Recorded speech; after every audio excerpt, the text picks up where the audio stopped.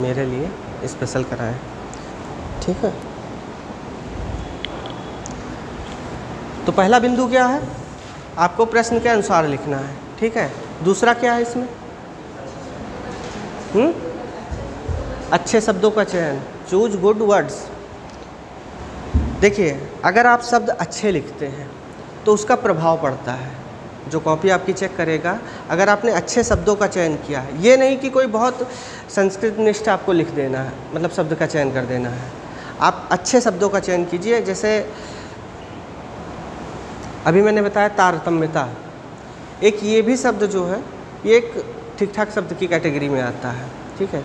एक शब्द जैसे है आमूल चूल, हिंदी में है, तो अगर इसका आप प्रयोग करते हैं तो कहीं ना कहीं आपका जो इम्प्रेशन है वो अच्छा रहेगा, ठीक है। तो अच्छे शब्दों का प्रभाव जो है वो भी अच्छा होता है। ये चीज़ समझ में आई। और कुछ मत कीजिए, एक जो डिक्शनरी होती है हिंदी इंग्लिश दोनों के लिए है, कुछ शब्द वहाँ से पिक कर लीजिए, मैक्सिमम 40 से 50, ठीक है। और उन सब अच्छे शब्दों का चयन कर लीजिए, उनको बार बार प्रयोग में लाइए। देखिए वो आपके हैबिट में भी आ जाएंगे, और जब आप आंसर राइटिंग करेंगे तो वहाँ भी आपको वही शब्द अगर लिख देते हैं तो उसका प्रभाव बहुत अच्छा रहेगा। हो सकता है आपका एक आध नंबर बढ़ भी जाए कुछ शब्दों के मात्र से, ठीक है। नेक्स्ट क्या है आपका, क्या चीज़, फ्लो एंड कनेक्टिविटी। देखिए, आपके प्रश्न में प्रवाह होना चाहिए, ठीक है। ऐसा नहीं है कि पहली लाइन जो लिखी उसके बाद की लाइन उससे कनेक्टेड ना लगे। एक मॉडल होता है, उसको कहते हैं जिगजैग। ये क्या है, क्या है, बस यही चीज़। आपकी पहली लाइन जो है जहाँ से ख़त्म हो रही है उसी से कनेक्टेड दूसरी लाइन होनी चाहिए। और यही मॉडल जो है आमतौर पे पैराग्राफ में भी यूज होना चाहिए। होता क्या है, आपका पैराग्राफ जैसे यहाँ पे ख़त्म हुआ, यहाँ पर, उसके बाद इसी पैराग्राफ से रिलेटेड चीज़ें, जो चीज़ ख़त्म हो उसी से मतलब शुरू करें आप। मेरी बात समझ पा रहे हैं आप, कनेक्टिविटी कैसे होती है। जैसे एक प्रश्न जो था इसमें देख लीजिए आप,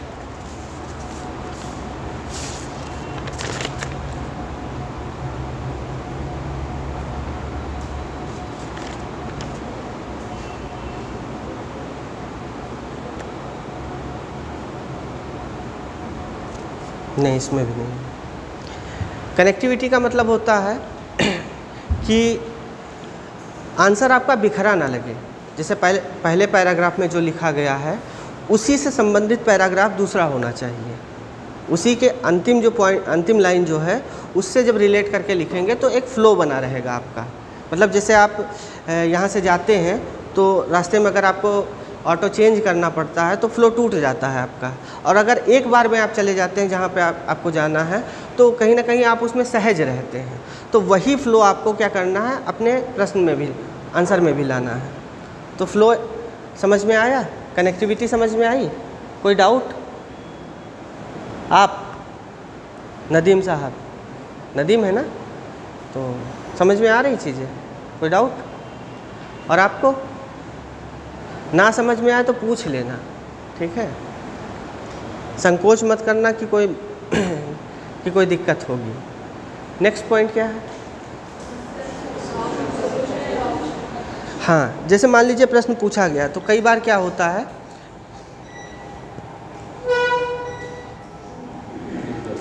इसी को कहते हैं एक तो करेला ऊपर से नीम चढ़ा।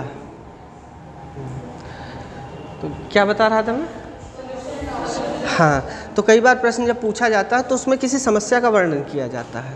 और जब किसी समस्या का वर्णन किया जाता है तो आपको क्या करना होता है, उस समस्या से संबंधित सल्यूशन देना होता है, समाधान उसका देना होता है, ठीक है। उस समाधान में एक नहीं, अगर आपके पास 2-3 समाधान हैं तो आप उनको 2-3 विकल्प के रूप में भी दे सकते हैं। इससे क्या होगा कि जो आपने आंसर लिखा उसमें समस्या के समाधान की चर्चा तो हो ही जाती है, साथ ही उसके विकल्प भी मिल जाते हैं। और ऐसा करने से जो है आपका आंसर जो है थोड़ा सा बेहतर लगने लगता है। अगर आप एक से अधिक विकल्पों का विकल्प जो है अपने आंसर में डालेंगे तो उससे क्या लगेगा, उससे यही लगेगा कि जो व्यक्ति है जिसने लिखा है उसको इस समस्या के बारे में अच्छे से पता है, और अगर उसे इसको सॉल्व करने के लिए दिया जाता है तो क्या होगा, बेहतर तरीके से वो इसका सलूशन निकाल सकता है। तो ये चीज़ समझ में आई कि सलूशन कैसा होना चाहिए। अगर कोई समस्या दी गई है, ऐसा नहीं कि हर प्रश्न में समस्या दी जाती है, अगर कहीं समस्या दी गई है तो वहाँ आपको उसका सलूशन और उसके ऑप्शंस दोनों देने हैं। ठीक, चीज़ें समझ में आ रही हैं। चलिए नेक्स्ट क्या है, ठीक है, सारगर्भित मतलब होना कहा जाता है जैसे वहाँ पे आपकी शब्द सीमा जो है वो एक नियत होती है, 200 हो गया या 250 हो गया या कई बार 150 हो गया, तो आपको उतने शब्दों में लिखना है। अब उतने शब्दों में लिखना है तो जैसे आप एस्से राइटिंग करते हो तो उसमें क्या होता है, पूरा एस्से जो होता है आपका बंधा हुआ होता है, बिखरा नहीं होना चाहिए। एक बात यहाँ की, और ये कुछ उससे मिलता है जो पहला पॉइंट था फ्लो एंड कनेक्टिविटी से, ये कुछ उसका समझ लीजिए विस्तार है। बस ये फ्लो एंड कनेक्टिविटी जो है लाइंस और पैराग्राफ के बीच में है, और ये कॉम्प्रिहेंसिवनेस क्या किसके बीच में है, आपके पूरे उत्तर के बीच में है। मतलब कम शब्दों में आप अपनी बात अधिक से अधिक अपनी बात कह सकें। हिंदी लिटरेचर का कोई स्टूडेंट है यहाँ पर? आप हैं? बिहारी को सुना है? बिहारी के बारे में जानते हैं? वो बिहार वाले बिहारी नहीं, हिंदी लिटरेचर पढ़े हो ना? हिंदी लिटरेचर पढ़े, हिंदी साहित्य, तब क्यों हाथ उठाया? और कोई? एक कवि हैं बिहारी लाल, सुना है इनके बारे में? तो ये इनके बारे में कहा जाता था ये गागर में सागर भरते हैं, ऐसा कुछ कहा जाता था। क्यों कहा जाता था? कम शब्दों में अधिक से अधिक अपनी बात कह पाते थे। ठीक है, जैसे एक दोहा इन्होंने लिखा था, कहत नटत रीझत खिजत खिलत मिलत लजियात, भारे भवन में करत है नैनन ही सो बात। अब आप सोच रहे होंगे इथिक्स में हिंदी लिटरेचर कहाँ से आ गया। एग्जाम्पल दे रहा हूँ क्योंकि आपको बताना है कि कॉम्प्रिहेंसिव कैसे होता है। इतने में इन्होंने 9 क्रियाएं बताई हैं। अब क्या 9 क्रियाएं हैं? इसमें है कहना, कहत, नटत, और कहना और मना करना। कहत, नटत, रीझत। रीझना मतलब होता है क्या चीज़? नहीं समझ पाए, रूठ नहीं जाना है। रीझना मतलब होता है किसी की तरफ आकर्षित होना या उससे थोड़ा सा जुड़ाव महसूस करना। रीझत खिजत, खिजत मतलब होता है कि थोड़ा खींचना। कहत नटत रीझत खिजत, मिलत खिलत लजियात मतलब मिलना भी है और खिलना भी है और लजाना भी है। इतनी सारी क्रियाएं जो हैं इन्होंने एक दोहे में कर दी हैं। तो कहीं ना कहीं इन्होंने गागर में सागर ही तो भरा है। तो उसी तरीके से हम ये नहीं कह रहे हैं कि आप बिहारी लाल बन जाइए, लेकिन हाँ ये है कि कम शब्दों में अगर आप अपनी बात अधिक से अधिक कह पाते हैं तो क्या होगा, आपका आंसर जो है इम्प्रेसिव होगा और नंबर बढ़ने की संभावना वहाँ पे क्या होगी, बढ़ जाएगी। और ये कोई 1-2 दिन में नहीं आ जाएगा। आंसर राइटिंग एक समझ लीजिए एक आपकी स्किल है जो धीरे धीरे प्रैक्टिस से आती है, और लगातार आपको आंसर लिखने होंगे और इम्प्रूव करना होगा। और एक तरीका और बता रहा हूँ, आप आंसर राइटिंग कीजिए। आंसर राइटिंग करने के साथ ही क्या करना है आपको, उसका इवोल्यूशन भी करना है, मूल्यांकन कीजिए। पहले स्वयं कीजिए, और अगर आपके पास कोई है व्यक्ति जो आपके आंसर चेक कर सकता है तो उससे चेक करवा लीजिए। या अगर 2-3 लोग हैं आप साथ में पढ़ रहे हैं तो आपस में ही एक दूसरे के आंसर चेक कर सकते हैं। ठीक है, बाकी इथिक्स के आंसर जो आप लिखेंगे वो तो मैं चेक करूँगा ही। यहाँ तक समझ में आया कि सारगर्भित क्या होता है, कॉम्प्रिहेंसिवनेस। नेक्स्ट क्या है, पॉजिटिव अप्रोच। इसका मतलब क्या हुआ? आई थिंक आपको पॉजिटिव अप्रोच पता होगा क्या होता है, कौन बताएगा? जैसे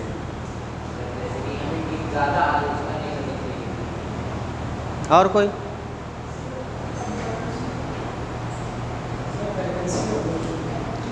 बैलेंसिंग अप्रोच मतलब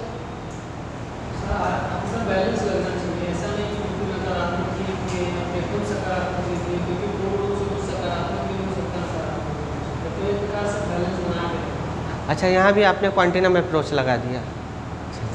और कोई? प्रो गवर्नमेंट, जैसा मैंने आपको बताया था। वो चीज़ समझ में नहीं आ रही है कि जो क्वेश्चन जो कह रहा है, जिस प्रकार का क्वेश्चन है उस प्रकार के क्वेश्चन में सर उसको लिखने की जो सर प्रवृत्ति होनी चाहिए वो हमेशा सकारात्मक होनी चाहिए। वही तो पूछ रहा हूँ, सकारात्मक है क्या? वो तो आंसर जब आप क्वेश्चन पूछेंगे उसमें बताएंगे। चलिए, मैंने पूछा कि क्या भ्रष्टाचार को ख़त्म किया जा सकता है? नहीं किया जा सकता, यही नकारात्मक है, निगेटिव है।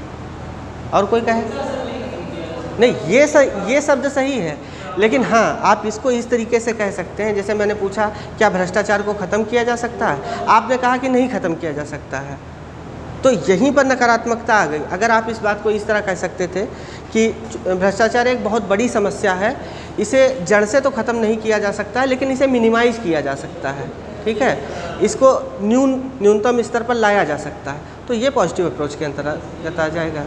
तो आपको लगता है जो आपने बताया वो पॉजिटिव था, जो मैंने बताया वो पॉजिटिव कुछ लग रहा है, तो यही चीज़ है। समझ में आया पॉजिटिव अप्रोच? और क्या हो सकता है, कोई एग्जांपल देना चाहे?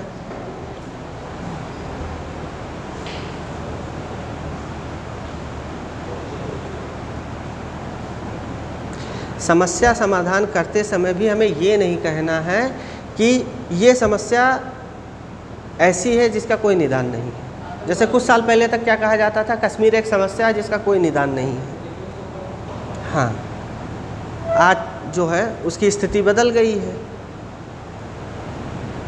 तो इसी तरीके से किसी भी समस्या पर हमें ये नहीं कहना कि ये ख़त्म नहीं हो सकता है। हाँ, आपको यही कहना कि प्रयास कर सकते हैं। अगला बिंदु क्या है? संभावनाएं और अगला चरण। अगर मान लीजिए कोई ऐसी चीज़ है कि कोई समस्या ही है, समझ लीजिए, तो आपको क्या करना है, उसकी संभावनाओं पर विचार करना है, समस्या के संदर्भ में भी, या कोई ऐसी चीज़ है जो भविष्य में आने वाली है। जैसे आपने सुना होगा सेल तेल और सेल गैस, नाम सुना है? आपने सुना? कितने लोगों ने नहीं सुना है? सेल तेल और सेल गैस नहीं सुना? ज्योग्राफी पढ़ा है कि आप लोगों ने? पढ़ा है, क्लास हो चुकी है, चल रही है। हाँ, तो हो सकता है आने वाले समय में आए, सर आपको बताएंगे। सेल तेल और सेल गैस जो है ये एक प्रकार का ईंधन है, जीवाश्म ईंधन तो नहीं कह सकते हैं, लेकिन एक प्रकार का ईंधन है, और इसे भविष्य के ईंधन के रूप में देखा जा रहा है। मिनरल में नहीं है, एक्चुअली ये चट्टानों में पाया जाता है, जिसकी हॉरिजेंटल ड्रिलिंग की जाती है, और ये तकनीक अभी तक केवल अमेरिका के पास है, बाकी अभी किसी भी देश के पास ऐसा नहीं है। हाँ, और अमेरिका में सेल तेल के बहुत बड़े भंडार भी पाए गए हैं। तो इसीलिए आप देखेंगे जब अमेरिका में जैसे सेल तेल और सेल गैस की बात आ गई, तो अमेरिका ने क्या किया, अरब कंट्रीज़ पे जो होल्ड रखे हुए था या उसमें जो इंटरफेयर कर रहा था, वो धीरे धीरे वहाँ से हट रहा है। क्यों हट रहा है? क्योंकि उसका इंटरेस्ट जो है वहाँ से समाप्त हो रहा है।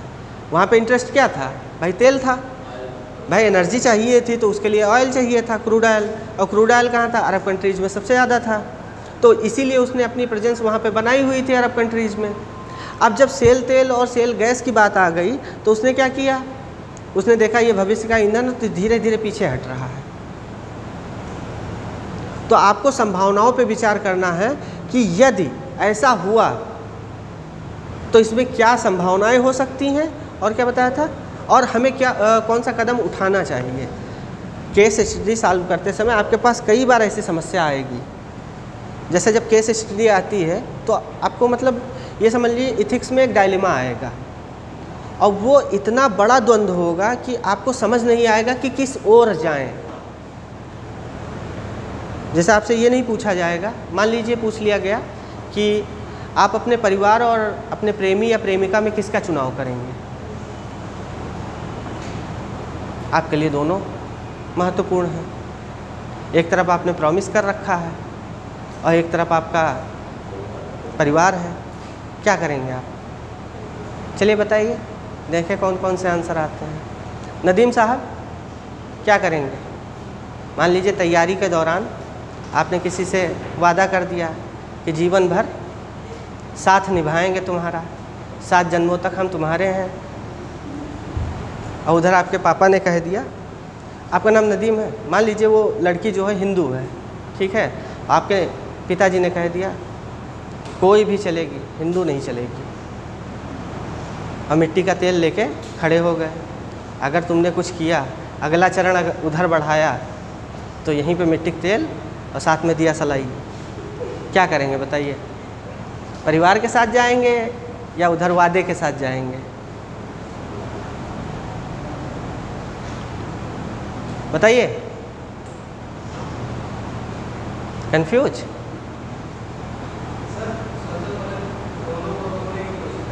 क्या करेंगे? रोकने की कोशिश करेंगे। दोनों नहीं मान रहे हैं, स्थिति ये है। एक तरफ वो और एक क्या कहते हैं, पेट्रोल लेके खड़े हुए हैं आपके पापा, और एक तरफ जब उसने देखा आपकी प्रेमिका ने कि वो आपके पापा पेट्रोल लेके खड़े हैं, तो वो भी मिट्टी का तेल ले आई। कहा कि ठीक है, पेट्रोल से कम असरदार है, लेकिन इससे भी पर्याप्त नुकसान होता है। अब बताइए क्या करेंगे? और मान नहीं रहे हैं दो के दोनों, कह रहे हैं यहीं आज ही डिसाइड करना है, भाग नहीं सकते हो। क्या करोगे?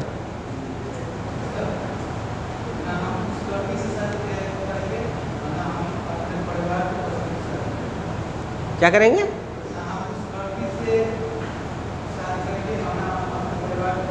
नहीं, वो तो करनी ही पड़ेगी। वहाँ पे वो बाद की बात है, यहाँ पे ये है कि किसके साथ जाओगे।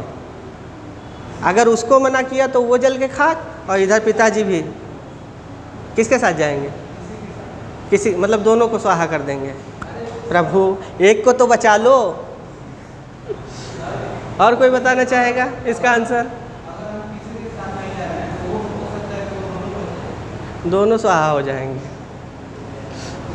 चलिए, और कोई बताना चाहेगा? हाँ बताइए।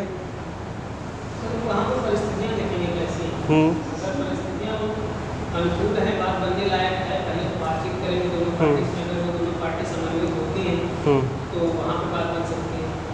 सर अगला चीज़ ये हो सकता है कि मान लीजिए फैमिली को सभी पहले प्राथमिकता देते हैं, पहला सब मतलब बात करने के अलावा अगर हमारे पास कोई स्टेप होगा तो वो स्टेप हमारा फैमिली की तरफ जाएगा, है ना। और उसके बाद अगर फैमिली मान जाती है तो ठीक ही है, नहीं मानती है तो पहला जो दूसरा कदम हमारा फैमिली की तरफ होगा, उसके बाद तो वो ऐसे तो उधर से गाना नहीं बजेगा, क्या हुआ तेरा वादा? हाँ तो सर यहाँ पे एक ऑप्शन चूज करना है, तो सिंपल सी बात है सर, बात ना करने के बाद आप फैमिली चूज करें। हाँ ये ठीक है, तो मतलब कम से कम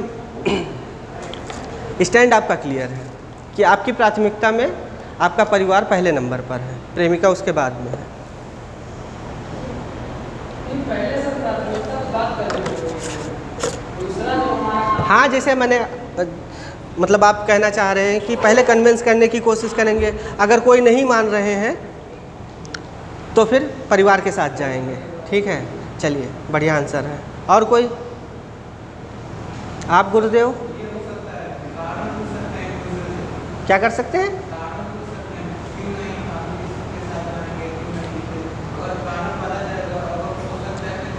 मान लीजिए आपके पिता को आपत्ति है कि नहीं हमें प्रॉपर मुस्लिम बहू ही चाहिए, तब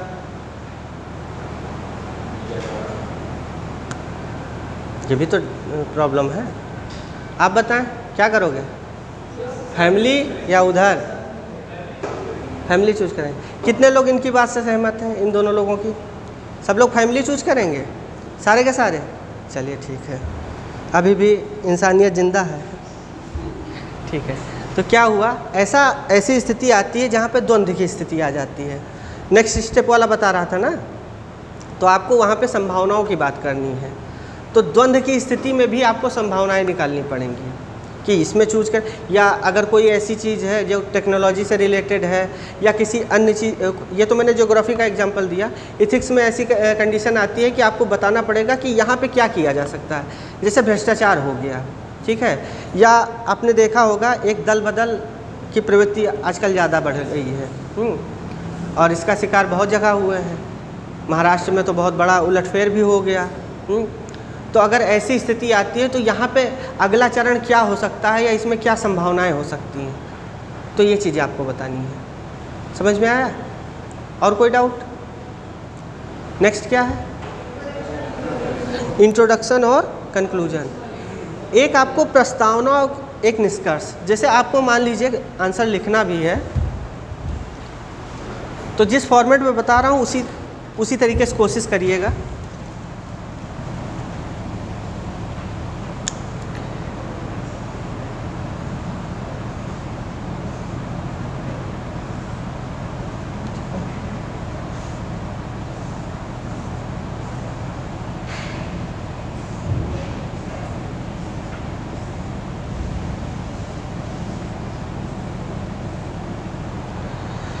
देखिए, आमतौर पे कोशिश करिएगा कि आपका प्रश्न जो है वो 3 से 4 पैराग्राफ में रहे।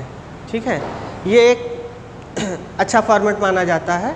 आपका उत्तर जो है 3 से 4 पैराग्राफ में, मतलब कोई भी आंसर लिखें कोशिश कीजिए, अगर उसमें पॉइंट्स लिखने की ज़रूरत नहीं है, अगर पैराग्राफ लिखना है तो 3 से 4 पैराग्राफ। और जो पहला पैराग्राफ है उसमें आप एक छोटी सी प्रस्तावना भी ज़रूर लिखें, भले वो 2 लाइन की हो। जैसे आपसे पूछ लिया गया इथिक्स और मोरालिटी में संबंध क्या है, तो प्रश्न यहाँ रिलेशन पर पूछा गया है, लेकिन आप पहली और दूसरी लाइन में बता सकते हैं, लिख दीजिए इथिक्स ये है और मोरालिटी ये है।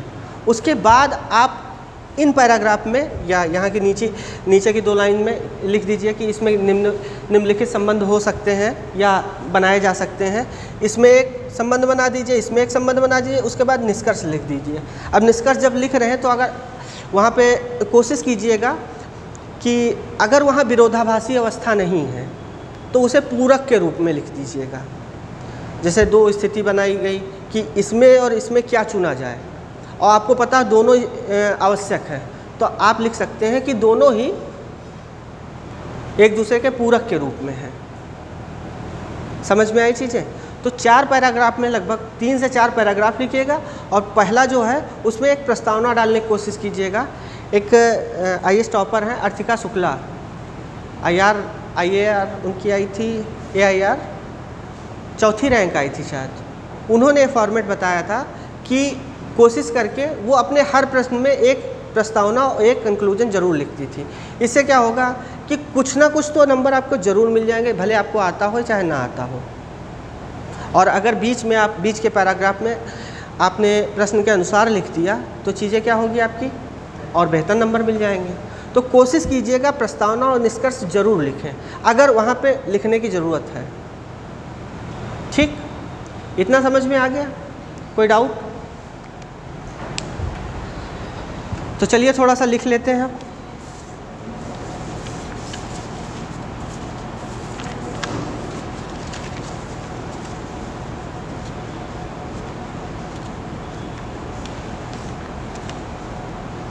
कहाँ तक हो गया था? क्या चीज़? वैल्यू बताना है आज।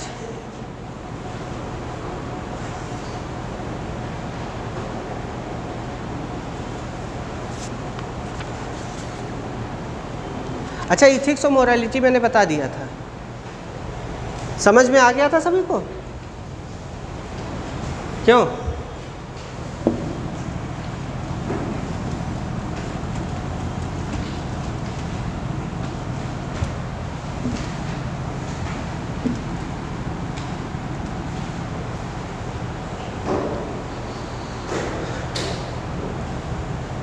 इथिक्स और मोरालिटी सबको समझ में आ गया था?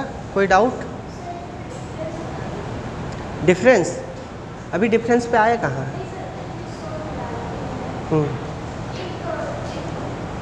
कोई बताना चाहेगा आप में से? हाँ बताइए।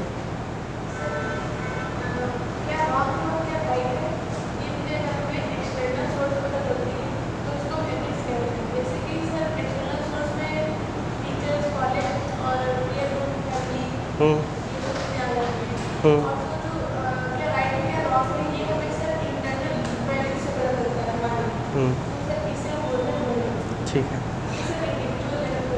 ठीक है। इथिक्स क्या होती? इथिक्स भी सही गलत के बीच में चुनाव करने की चीज़ होती है। क्या सही है क्या गलत है ये चुनने की जो क्षमता होती है या ये इसका जो चुनाव होता है वो इथिक्स कहलाता है। मोरालिटी भी सेम है, ऐसा नहीं कि मोरालिटी सेम नहीं है, उसमें भी सही और गलत का ही निर्णय करना होता है। लेकिन मोरालिटी में क्या होता है, आपकी इनर कंसाइंस जो होती है उसका रोल होता है, और इथिक्स में क्या होता है, इनर कंसाइंस के साथ में एक्सटर्नल सोर्स भी काम करते हैं। चीज़ें समझ में आई? नेक्स्ट डाल दीजिए मूल्य, वैल्यूज।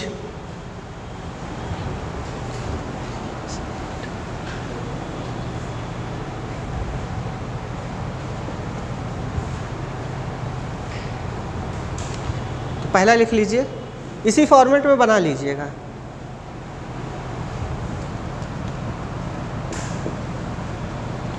पहला लिख लीजिए, मूल्य क्या है,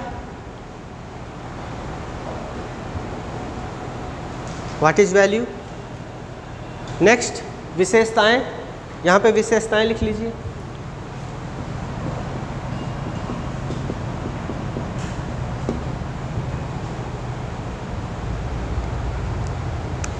तीसरा लिख लीजिए प्रकार,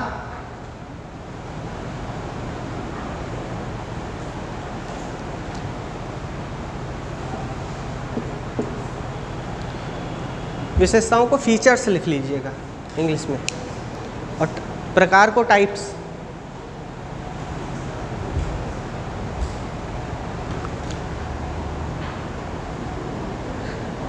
नेक्स्ट लिख लीजिए अधिक्रम, अधिक्रम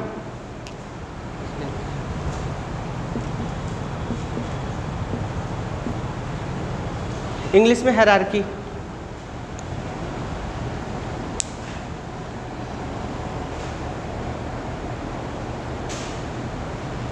नेक्स्ट लिख लीजिए स्थिर या गतिशील, इसको अभी समझा रहे हैं सारी चीज़ें, स्टैटिक और डायनेमिक।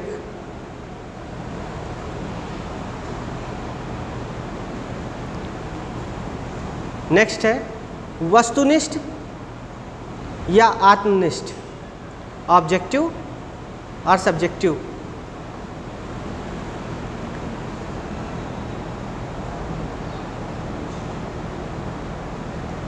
अगला पॉइंट लिख लीजिए समाज में विकास।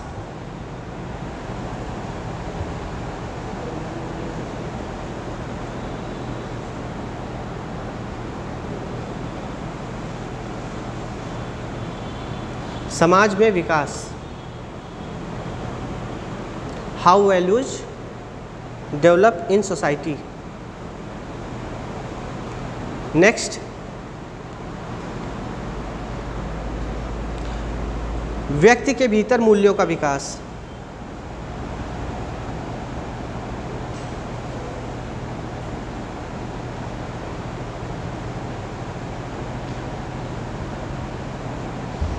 Developing value in a man.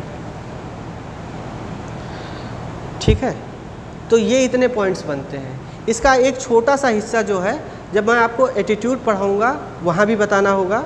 इसका जो छोटा सा हिस्सा है वहाँ पे बुनियादी मूल्य आएंगे। एटीट्यूड के साथ में बुनियादी मूल्य जो है वो हिस्सा वहाँ पढ़ाया जाएगा। बाकी ये जो है इसी में जितने मूल्य से संबंधित प्रश्न बन सकते थे उसको मैंने यहाँ पे कलेक्ट कर लिया है, और ये बहुत ही इम्पॉर्टेंट है। हर साल इससे लगभग एक प्रश्न ज़रूर आता है, तो इसको बहुत ध्यान से पढ़िएगा। हाँ, लास्ट में व्यक्ति के भीतर मूल्यों का विकास।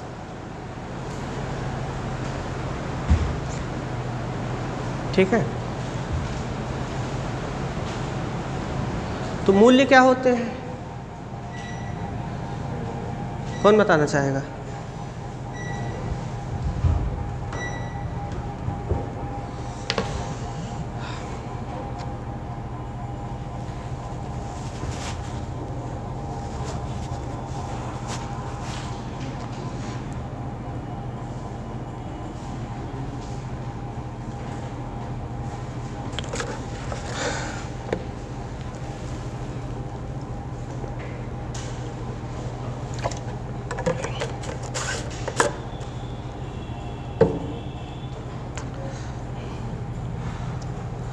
मूल्य का क्या है? क्या होता है? प्रेफरेंस या चॉइस होती है किसी इंडिविजुअल या ग्रुप की जो उस चॉइस को इम्पोर्टेंस देते हैं। जैसे मूल्य कह सकते हैं। और कोई? आदर्श होते हैं। आदर्श होते हैं, जैसे जैसे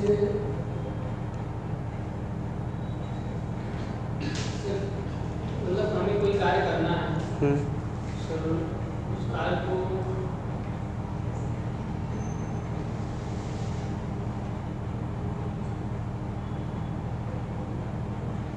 चलिए, और कोई? हाँ बताइए। जब उस कार्य को अपना कर्तव्य मानते हैं। किसी भी व्यक्ति के विचार या फिर किसी भी बल को प्राथमिकता देना। और कोई? आप? मूल्य क्या होता है? रुक जाइए, आते हैं, आप तक भी पहुंचेंगे। बताएं। जो कुछ आता है आप बता सकते हैं, कोई इम्पोर्टेंस देना। किसी भी व्यक्ति जो भी बात बोल रहा है वो तार्किक है या नहीं, इसलिए हम मूल्य को पता लगा सकते हैं। आप बताएं। जैसे मैं यहाँ दूसरे तरीके से कह सकते हैं, जैसे नरेंद्र मोदी अगर कोई बात बोल रहे हैं तो उनका मूल्य ज़्यादा होगा और आम आदमी कोई बात बोल रहे हैं उनका। छींक हमें भी आती है, छींक उन्हें भी आती है। हमारी छींक हवा में खप जाती है, उनकी छींक अखबारों में छप जाती है। यही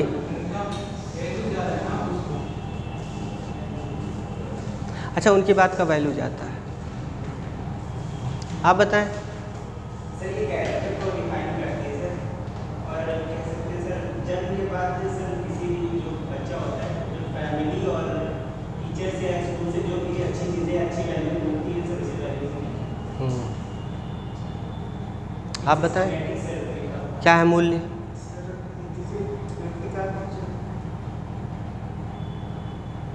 हाँ हाँ, कोशिश कीजिए, कोई दिक्कत नहीं।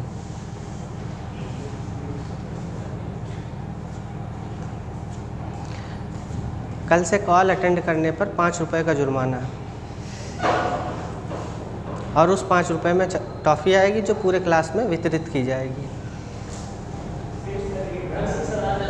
अच्छा चलिए, कोई बात नहीं। हम लोग पढ़ते थे तब भी घर से ही कॉल आता था, बहुत इम्पोर्टेंट होता है।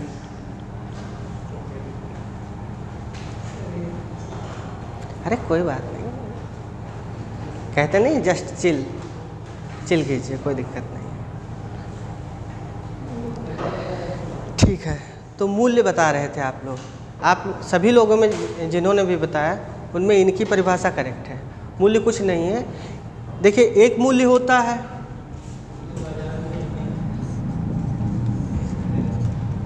ये कॉस्ट को, इसका मतलब होता है कॉस्ट, जो मतलब जैसे आपने कोई वस्तु खरीदी, ठीक है, तो उसका मूल्य क्या है, कितने पैसे चुका है, उसके संदर्भ में है। और दूसरा होता है इथिक्स के संदर्भ में मूल्य का मतलब होता है नैतिक आदर्श।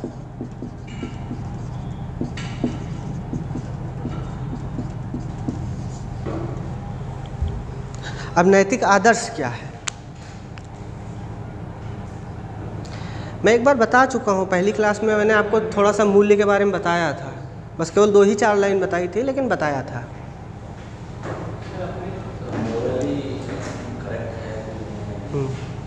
जैसे कोई भी आदर्श ले लीजिए, नैतिक आदर्श। आप में से कोई सरस्वती ज्ञान मंदिर या सरस्वती शिशु मंदिर में पढ़ा है? वहाँ पे एक नैतिक शिक्षा की क्लास भी होती थी, पढ़ी है ना आपने? हाँ, तो उसमें यही सब चीज़ें होती थी। तो उसमें भी जो सिखाया गया था वो आपको बहुत काम आने वाला है यहाँ पर, ठीक है। नैतिक आदर्श कुछ नहीं होते, जैसे एक सीधी भाषा में कहें, नैतिक आदर्श वो होते हैं जो सोसाइटी के द्वारा या किसी समाज के द्वारा या मतलब किसी समुदाय के द्वारा स्थापित किए जाते हैं, और उन्हें काफ़ी सारे लोग या उस समुदाय के सदस्य या समाज के सदस्य फॉलो करते हैं। जैसे एक बहुत साधारण सा आदर्श है माता पिता का सम्मान करना, ठीक है। तो एक चीज़ तो ये हो गई। इसी तरीके से और भी नैतिक आदर्श हो सकते हैं, जैसे पूरा 51 ही क्या? आर्टिकल 51 आर्टिकल 51A, हाँ, लेकिन वो इथिक्स से ज़्यादा रिलेटेड होंगे।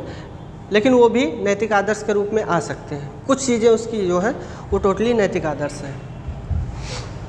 नेक्स्ट क्या है? विशेषताएं। क्या विशेषताएं होती हैं?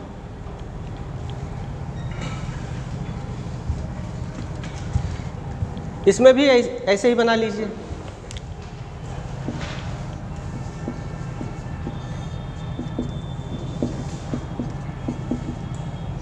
इसी तरीके से बना लीजिए। अच्छा, ये फॉर्मेट जो बनवा रहा हूँ आप लोगों को समझ में आ रहा है ना? बनाने में या लिखने में तो दिक्कत नहीं हो रही है। और अगर मैं कुछ बोल रहा हूँ किसी पॉइंट्स में, अगर आपको लगे कि काम का शब्द है तो वहीं पर नोट कर लिया कीजिएगा, ठीक है? पहला लिख लीजिए नैतिक आदर्श। दूसरा लिख लीजिए अमूर्त, एब्स्ट्रैक्ट।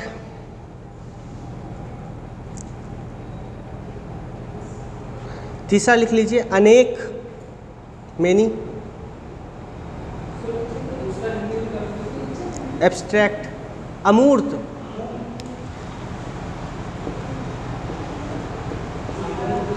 अमूल जो है एक कंपनी है, आनंद मिल्क यूनियन लिमिटेड, शायद यही नाम है उसका, ठीक है, गुजरात की है वो। तीसरा क्या हो गया? अनेक, एथिकली आइडिया नहीं बोलेंगे, आप लिख लीजिए मॉरल वैल्यूज लिख लीजिए।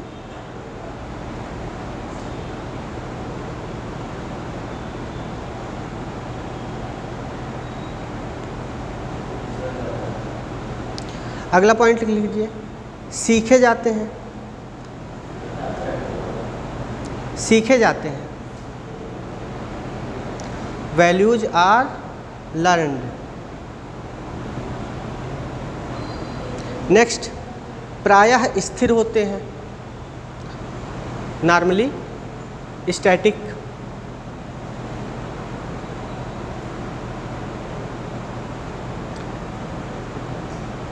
नेक्स्ट लिख लीजिए चेतना में गहराई के स्तर पर होते हैं, चेतना में गहराई के स्तर पर होते हैं, deep rooted, deep rooted.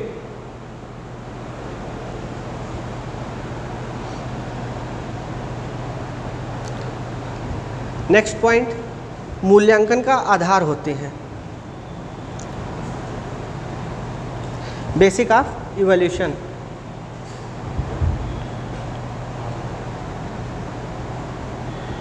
Next है अधिक्रम में होते हैं, अधिक्रम में होते हैं, हायरार्की।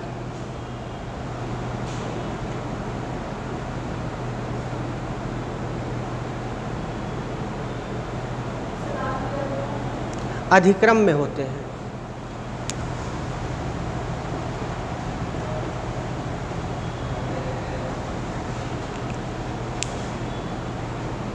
आपका भी फोन आ गया?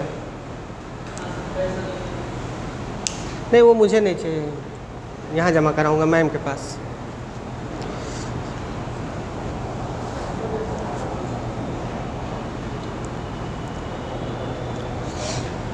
ठीक है, पहला क्या है इसमें? नैतिक आदर्श। ठीक है, नैतिक आदर्श का मतलब होता है इनका वास्तविकता से लेना देना कम होता है। ये चीज़ समझ में आ रही है? मूल्य क्या होते हैं? एक नैतिक आदर्श होते हैं जिनका वास्तविकता से लेना देना बहुत कम होता है। जैसे सेट कर दिया गया कि सच्चाई, कि आपको सच बोलना है। अब कितना सच बोल पाएंगे आप? क्या हमेशा आप सच बोल पाएंगे? तो यहाँ भी क्वांटिनम अप्रोच हो जाएगी, आनुपातिक रूप से आप अधिक सच बोलते हैं। ठीक, तो ये एक नैतिक आदर्श होते हैं और रियल में, रियल जो चीज़ें होती हैं यथार्थ से इनका लेना देना थोड़ा सा कम होता है। मतलब ये नहीं है कि पूरी तरीके से फॉलो कर लिया जाए, ये सेट कर दिए गए हैं, उनकी ओर बढ़ा जा सकता है केवल। हाँ, प्रैक्टिकल में वो चीज़ें बहुत पॉसिबल नहीं होती हैं। हाँ, ये है कि लगातार उनकी तरफ बढ़ा जा सकता है। जैसे ईमानदारी, ठीक है, तो ईमानदारी का क्या होता है?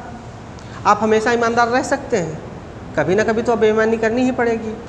कुछ भी जाने अनजाने कभी भी करते हैं तो आप फिर ईमानदार नहीं रह पाएंगे। लेकिन ईमानदारी एक ऐसा आदर्श है जिसकी तरफ लगातार बढ़ा जा सकता है। ठीक है, नेक्स्ट क्या है? अमूर्त। पहली बात तो ये मूर्त नहीं होते हैं, मतलब कंक्रीट नहीं होते हैं। मूर्त और अमूर्त क्या है?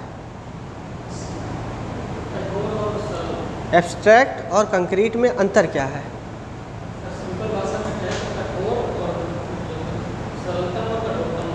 सरलतम और कठोरतम। जैसे एग्जाम्पल कुछ दे दीजिए। जैसे कि एग्जाम्पल तो एग्जैक्ट नहीं आ रहा, लेकिन मेरे ध्यान में मैं सोच पा रहा हूँ कि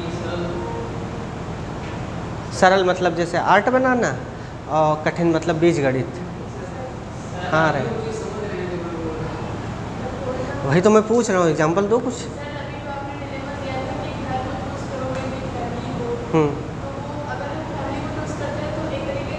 मैं मूर्त और अमूर्त पूछ रहा हूँ, एब्स्ट्रैक्ट क्या है और कंक्रीट क्या है? हाँ आप कुछ कह रही थी। हाँ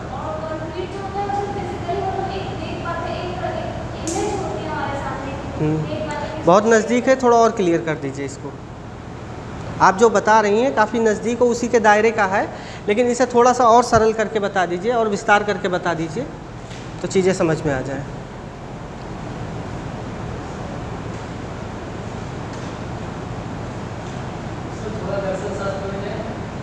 रुक जाइए, आते हैं आपके दर्शन पे भी आते हैं। आपका दर्शन तो कमाल का है, आंसर पढ़ते ही मुझे पता चल गया कि ये व्यक्ति तो दार्शनिक ही बनेगा। और कोई? आप कुछ बताना चाहेंगे? आप नहीं, आपके पीछे क्या नाम है आपका?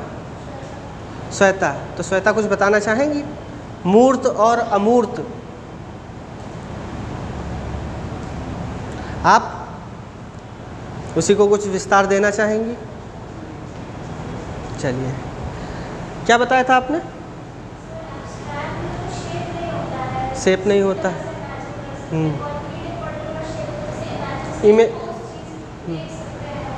हाँ हाँ, बहुत अच्छी बात। आगे थोड़ा सा बढ़िए। चलिए बता देता हूँ। मूर्त और अमूर्त के बीच में फ़र्क ये होता है, जिसे आप ज्ञानेंद्रियों के द्वारा स्पर्श कर सकें या महसूस कर सकें वो मूर्त है, और जो इन ज्ञानेंद्रियों से परे है वो एब्स्ट्रैक्ट है। ठीक है, अमूर्त है। जैसे विचार हो गया, परंपरा। आप इसे जानते हैं कि परंपरा मौजूद है, लेकिन ना छू सकते हैं, ना देख सकते हैं, ना स्पर्श कर सकते हैं। अब जैसे और कंक्रीट चीज़ क्या है? जैसे मान लीजिए स्थापत्य, मान लीजिए ये भवन बना हुआ, ये खंभा, तो ये क्या है? मूर्त है। क्यों मूर्त है? क्योंकि इसे हम देख सकते हैं, छू सकते हैं और किसी को इसमें लड़ा भी सकते हैं। ठीक है, तो क्या हो गया? जिसे इस पर अपनी ज्ञानेंद्रियों के द्वारा, मतलब 5 ज्ञानेंद्रियाँ होती हैं, आँख, कान, नाक और जीभ, त्वचा हो गया। ठीक है, दांत, दांत भी हो गया उसी में। दांत होता है उसमें ज्ञानेंद्रियों में? नहीं होता है। कन्फर्म? होता है। कितने लोग मानते हैं कि दांत भी होता है ज्ञानेंद्रियों में? दांत ये वो नहीं होता है। अच्छा, तो ठीक है, 5 चीज़ें होती है, त्वचा, आँख, कान, नाक और जीभ, जिससे स्वाद आता है। ठीक हो गया आपका। तो जिसको स्पर्श किया जा सके या ज्ञानेंद्रियों से छुआ जा सके, महसूस किया जा सके, वो मूर्त होता है, और जो इन चीज़ों से परे है वो अमूर्त है। जैसे ईश्वर, आत्मा। बताया तो था आप लोगों को, ईश्वर है कि नहीं है, आत्मा है कि नहीं है। ठीक है, तो आप जो बता रही थी ये वही चीज़ थी, बस आप एकदम स्पेशल इस शब्द को नहीं बताया आपने कि ज्ञानेंद्रियों से स्पर्श किया जा सकता है या नहीं, बाकी बताया आपने भी वही चीज़ है। ठीक, तो मूर्त और अमूर्त समझ में आ गया? कोई डाउट? नेक्स्ट क्या है? इसके कई प्रकार होते हैं, सॉरी विशेषताएं ही बता रहे थे ना। नेक्स्ट में क्या है? अनेक। तो मतलब वैल्यूज़ क्या होंगे? अनेक होंगे। भाई जितनी प्रकार की सोसाइटी उतने प्रकार के वैल्यूज़, और एक ही सोसाइटी में कई प्रकार के वैल्यूज़ हो सकते हैं। जैसे समझ लीजिए भारत है, भारत में बहुत सारे वैल्यू हैं। कौन कौन से वैल्यू हैं?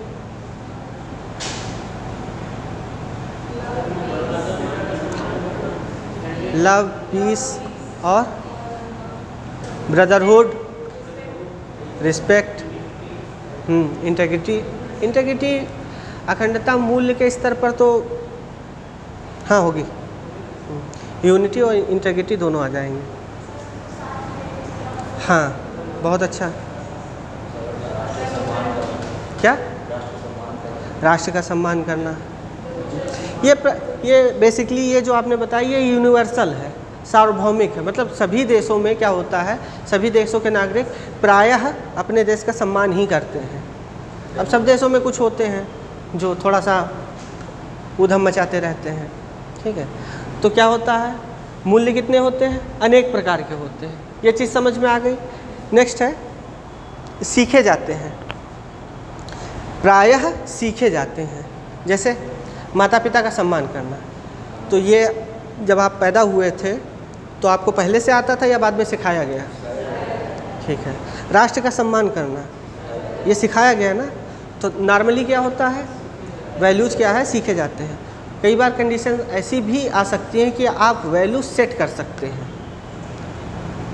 जैसे महात्मा गांधी, उन्होंने कुछ वैल्यूज़ को सेट कर दिया। हालांकि वो एग्जिस्ट करते थे पहले, लेकिन उन्होंने अपने समाज में सेट कर दिया। जैसे उन्होंने यूनिटी की बहुत वकालत की, तो वो क्या था, उस समय हमारे यहाँ सेट नहीं था, उनके आने से और गहराई में सेट हो गया। ठीक है। नेक्स्ट क्या है, क्या होते हैं? प्रायः स्थिर होते हैं। इसका क्या मतलब होता है? हाँ, उनमें बदलाव बहुत नाम मात्र का होता है। ठीक है। मतलब ऐसा नहीं है कि कह दिया गया कि माता पिता का सम्मान करना है तो उसमें बदलाव कर दिया जाए। हालांकि जैसे मान लीजिए यह है कि माता पिता का सम्मान करना है, इस वैल्यू में तो बदलाव नहीं है, लेकिन इस प्रक्रिया में बदलाव आ गया है। कैसे? सही है। पहले क्या होता था, चरण छुए जाते थे, आज घुटना छुए जाते हैं। कुछ दिन बाद कहेंगे हो गया। झुकने से क्या होता है, सर्वाइकल की दिक्कत आ जाती है, डिस्क बल्ज हो जाती है, तो इसलिए हम झुकेंगे नहीं और सभी पुष्पा बन जाएंगे। ठीक है, मैं झुकेगा नहीं। नेक्स्ट है डीप रूटेड होते हैं, चेतना में गहराई के स्तर पे होते हैं। क्या फोर्सफुली कराया जाता है इन चीज़ों को? माता पिता का सम्मान अगर आप करना चाहेंगे तो आप स्वयं करेंगे। कुछ ऐसे होते हैं, कुछ ज़्यादा सम्मान कर देते हैं, सम्मान के लिए कुछ यंत्र भी रख लेते हैं, बाद में वही माता पिता उनको क्या लगने लगते हैं, बोझ लगने लगते हैं। तो इसलिए उनका सम्मान थोड़ा सा बढ़ा दिया जाता है। कभी मौका मिले तो प्रेमचंद की एक कहानी है, बूढ़ी काकी, पढ़िएगा, अच्छा लगेगा आपको। 3-4 पेज की है, 15-20 मिनट में पढ़ लेंगे आप। लेकिन इसको पढ़ने से आपको ये पता चलेगा कि सम्मान किस प्रकार का होता है, और कहीं ना कहीं आप उस कहानी को पढ़ने के बाद बिना प्रभावित हुए नहीं रह सकते हैं। हाँ, तो पढ़े हैं ना। तो बूढ़ी काकी की कैसी सेवा होती है? ठीक है। तो ये समझ में आ गया, डीप रूटेड होते हैं। मान लीजिए आपको माता पिता का सम्मान करना है या राष्ट्र का सम्मान करना है, तो क्या होगा? हाँ, वो आपकी अंतरात्मा से भी आवाज़ आती है। ऐसा नहीं है कि आपको सिखा दिया गया तो फोर्सफुली आप, सामान्य रूप से क्या होता है, चेतना में गहराई के स्तर पर होते हैं। कुछ लोग फोर्सफुली करते हैं, जैसे कह दिया गया कि राष्ट्रगान अनिवार्य है, तो कुछ लोग क्या करेंगे भाई, उनके मन में क्या होता है, आमतौर पे सभी लोगों के मन में देश के प्रति क्या होता है, सम्मान का भाव होता है, तो राष्ट्रगान कर लिया। कुछ लोग ऐसे होते हैं जो नहीं मानते हैं इस चीज़ को। तो अपवाद जो है हर जगह होते हैं, और एक्सेप्शन कांट बी एग्जाम्पल्स। ठीक है, समझ में आई चीज़ें। नेक्स्ट पॉइंट क्या है?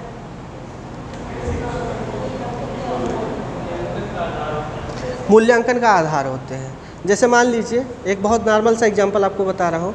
आप किसी फैमिली फंक्शन में गए और आपके थोड़ा सा जो रिलेटिव हैं, जो आपसे बड़े रिलेटिव हैं, आपसे ऊपर वाली पीढ़ी के, आप पहुँचे, कुछ लोगों के आपने पैर छुए, कुछ लोगों के नहीं छुए, क्या होगा? आइडिया लगा लेते हैं कि लड़का गया हाथ से। ठीक है, कौन सा पॉइंट बताया था आपने? हाँ, तो वहीं से आपका मूल्यांकन होने लगेगा। क्या होगा? जिनके पैर छुए, अरे बहुत अच्छा लड़का है, दिन रात पढ़ता है, और जिनके नहीं छुए उनका क्या होगा?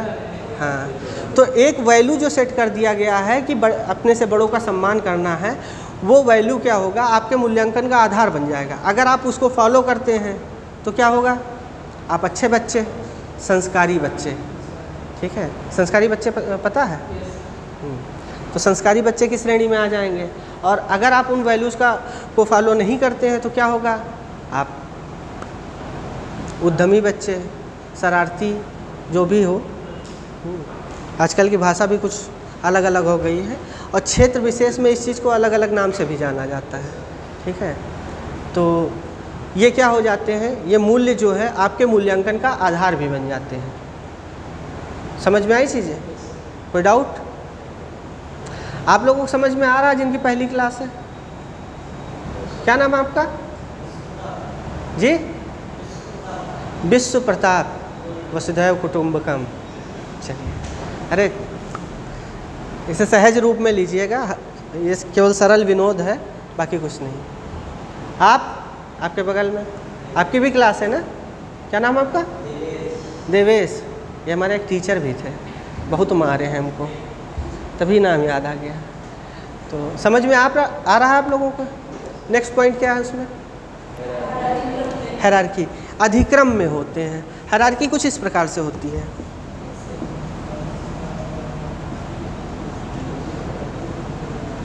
ठीक है, कुछ मूल्य होंगे जो सबसे टॉप पे होंगे, उसके बाद कुछ मूल्य होंगे जो यहाँ पर होंगे, उसके बाद कुछ मूल्य होंगे ये यहाँ पर होंगे, कुछ मूल्य यहाँ पर होंगे और कुछ मूल्य यहाँ पे होंगे।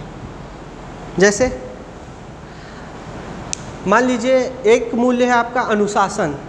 ठीक है, कि आप पंक्चुअल हैं और बहुत पंक्चुअल हैं, लोग आपको देखकर घड़ी मिलाते हैं, तो आपको क्या कहा जाएगा? अनुशासित कहा जाएगा। और एक मूल्य है आपका ईमानदारी। लेकिन अगर आपको दोनों में से चुनाव करना होगा तो कौन सा चुनेंगे? ईमानदारी चुनेंगे।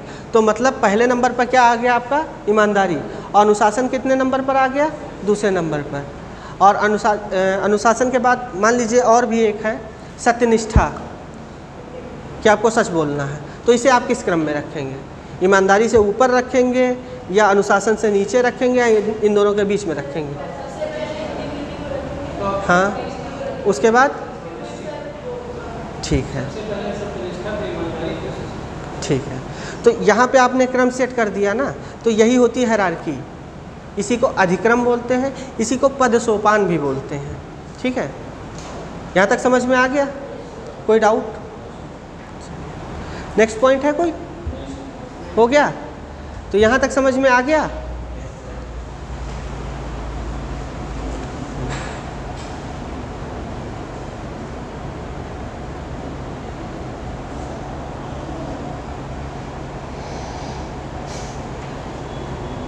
ठीक है, एक हेडिंग डाल दीजिए।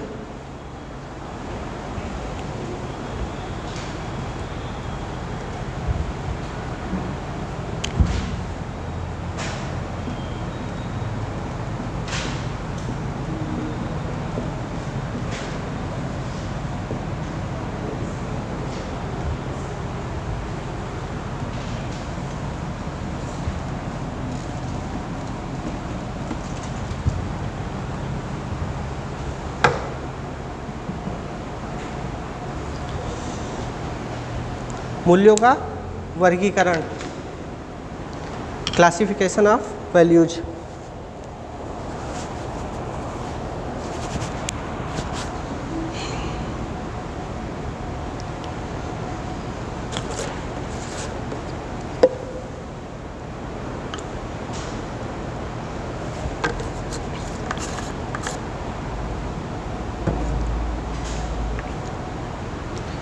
देखिए, वर्गीकरण जो है मूल्यों का, ये कई प्रकार से किया जा सकता है, मतलब अनगिनत प्रकार से भी हो सकता है।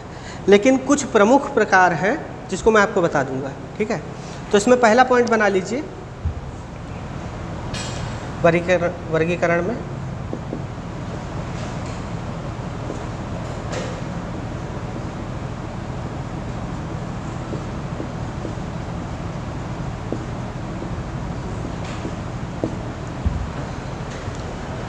इसको लिख लीजिए,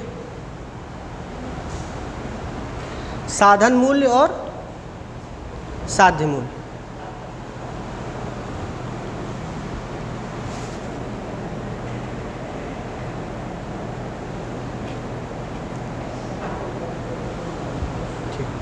साधन मूल्य और साध्य मूल्य, इंस्ट्रूमेंटल और टर्मिनल, इंस्ट्रूमेंटल वैल्यूज और टर्मिनल वैल्यूज। ये इसका सबसे प्रमुख प्रकार का वर्गीकरण है, ठीक है। कोई बताना चाहेगा साधन और साध्य क्या होता है? दोनों एक दूसरे के पूरक होते हैं, ठीक है। और कोई? मौलिक आप बताएं। नो आइडिया, ऐसा कैसे हो सकता है? साधन और साध्य समझ नहीं आया। एक को हिंदी मीडियम में इंग्लिश है आपका? इंग्लिश है तो बताया तो, एक इंस्ट्रूमेंटल होता है, दूसरा टर्मिनल होता है। इसको दूसरी भाषा में आप ये भी समझ सकते हैं मीन्स और मीडियम। ये समझ में आता है, मीन्स और मीडियम समझ में आता है। लेकिन यहाँ पर जब इसको ट्रांसलेट किया जाएगा तो इंस्ट्रूमेंटल और टर्मिनल कहलाएगा, वो मीन्स मीडियम नहीं कहलाएगा, ठीक है, क्योंकि टर्मिनोलॉजी बदल जाती है।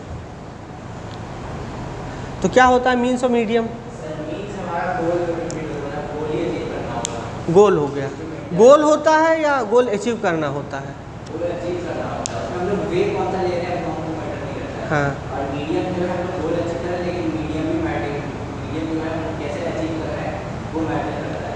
नहीं थोड़ा सा डेविएट हो गया।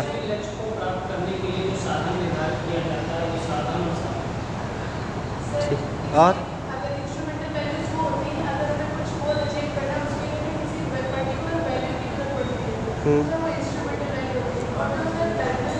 पर्टिकुलर वैल्यू की नहीं, वे की ज़रूरत होती है।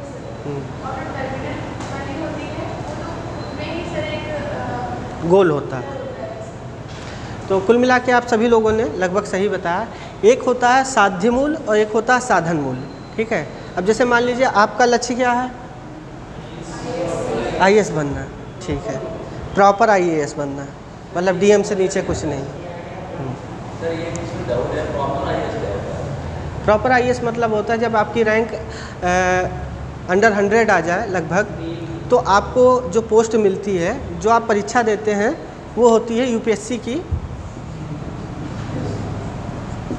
ये जो एग्ज़ाम होता है इसमें कई सर्विसेज होती हैं, ठीक है।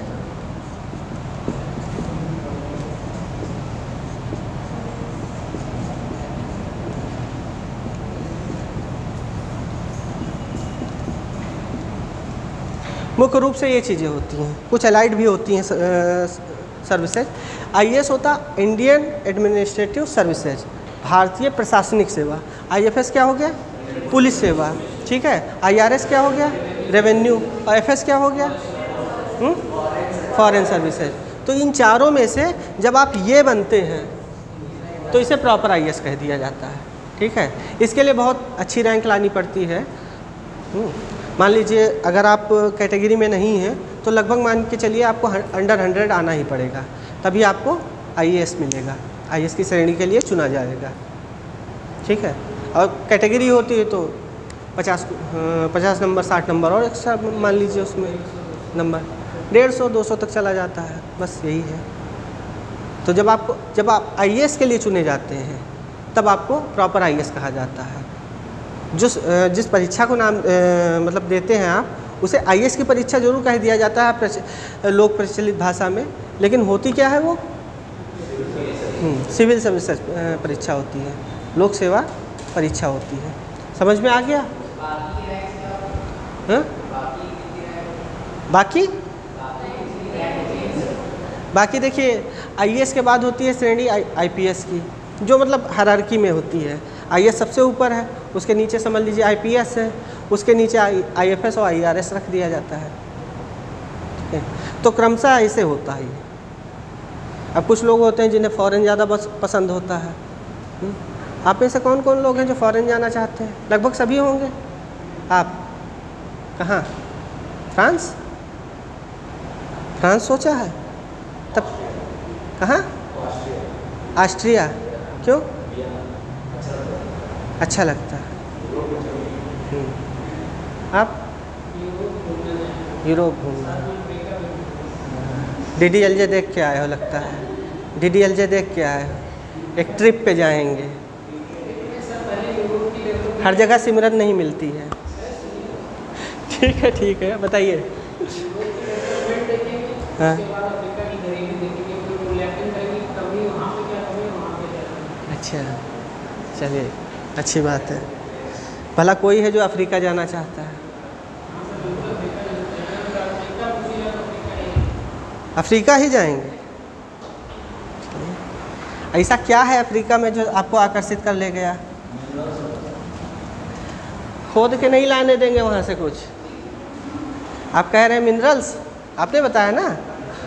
हाँ, अफ्रीका में कुछ खदानें हैं, सोने के भी हैं, हीरे के भी हैं, लेकिन लाने नहीं देंगे ऐसे, उसकी एक प्रोसेस होती है। ठीक है, तो क्या बता रहा था? साधन और साध्य मूल्य। अच्छा एक चीज़ ये बताइए, क्या मूल्य सभी समाज में एक जैसे होते हैं या समाज दर समाज बदलते हैं?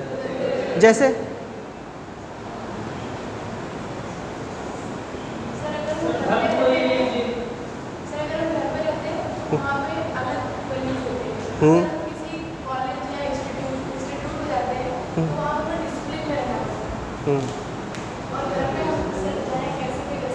मतलब आप कोचिंग में उधम मचाना चाहते हैं। मुझे तो आपत्ति नहीं है, पंकज सर को हो सकती है।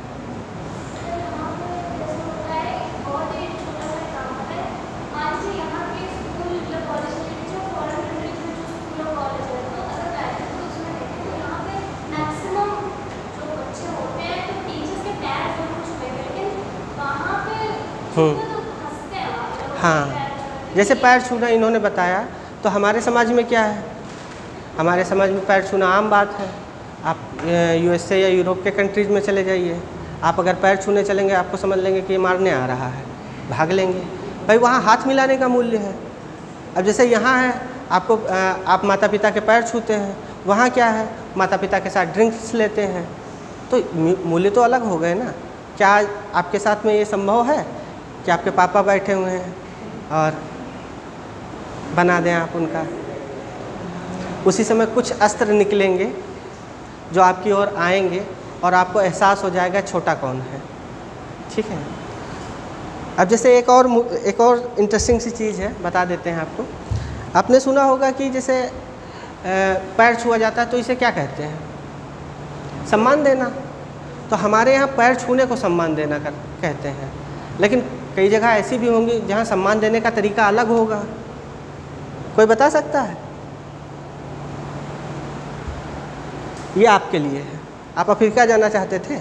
अफ्रीका में 2 कंट्रीज़ हैं, तंजानिया और केनिया। ठीक है, वहाँ पे एक जनजाति पाई जाती है, मसाई बोलते हैं। सुना है मसाई के बारे में? क्या करते हैं, कैसे सम्मान व्यक्त करते हैं? जैसे हमारे यहाँ क्या है, कोई मेहमान आता है। हाँ बताइए क्या? अच्छा, जैसे हमारे यहाँ क्या है, जब कोई मेहमान आता है तो हम लोग दौड़ के जाते हैं, पैर छूते हैं और इस भाव से भी रहते हैं, कुछ ना कुछ तो दे के जाएगा। तो ये भी भाव रहता है। छोटे बच्चों का क्या भाव रहता है? अगर उनको पैसे मिल जाए तो दूसरी बार लपक के पैर छूते हैं, दौड़ के जाते हैं पैर छूने के लिए कि इस बार बढ़ा के दे देंगे कुछ। ठीक है, तो लालच की बात है। लेकिन यहाँ पे क्या होता है, आमतौर पे पैर छुए जाते हैं सम्मान के लिए, वहाँ पे थूकते हैं। आपको जब अगर सम्मान देना है तो आपके हाथ पे थूकेंगे, तो वैल्यू बदल गया ना। जैसे यहाँ पे क्या है, पैर छू लिया, वहाँ पे गए तो क्या हुआ, थूक दिए। अब यहाँ पे थूक के देखिए, यहाँ वैल्यू तो नहीं बदलेगा, हो सकता है आपके चेहरे की नक्काशी बदल जाए। अच्छा, एक प्रथा और है मसाई में। होता क्या है, जब बच्चे का जन्म होता है तो सब मिलने आते हैं उससे और उसको आशीर्वाद देने के लिए आते हैं। और जब आशीर्वाद देते हैं तो वो भी थूक के फॉर्म में होता है, उसके मुंह पे थूक देते हैं। अब बताइए ये कैसा वैल्यू है? तो वहाँ समाज दर समाज क्या होते हैं, वैल्यू बदलते रहते हैं। ठीक है, चीज़ें समझ में आ रही हैं? तो वैल्यूज़ क्या हैं, परिवर्तनशील भी हो सकते हैं, समाज दर समाज बदलते हैं। क्या चीज़? हाँ सही बात है।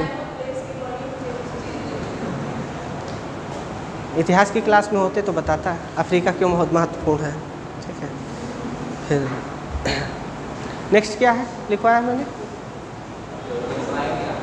अभी लिखवाया ही नहीं। अच्छा, क्लासिफिकेशन लिखवाना है, चलिए लिख लीजिए।